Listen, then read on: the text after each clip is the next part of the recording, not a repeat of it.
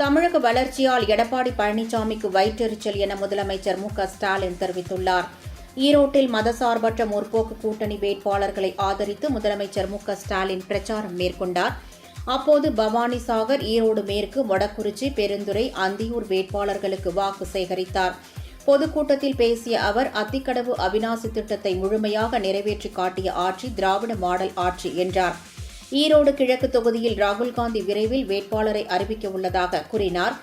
திமுக அரசின் திட்டங்களால் பயனடைந்தவர்கள் வீட்டுக்கு ஒருவராது இருக்கின்றனர் என தெரிவித்தார். தொடர்ந்து திமுக அரசு கொண்டு வந்த திட்டங்களை பட்டியலிட்டார்.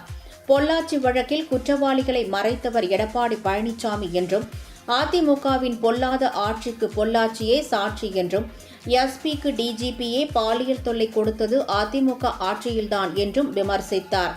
இப்படி பெண்களுக்கு எதிரான குற்றங்களுக்கும் அதிமுக ஆட்சிக்கும் பெரிய வரலாறே உள்ளதாகவும், தருமபுரி பேருந்தில் மாணவிகள் எரிக்கப்பட்டது, பெண் IAS மீது ஆசிட் வீச்சு என பெரிய பட்டியலை போடலாம் என்றும், ஆனால் பெண்களுக்கு எதிரான குற்றங்களுக்கு மரண தண்டனை கொடுக்கும் சட்டத்தை இயற்றியுள்ளது திமுக தான் என்றும் கூறினார்.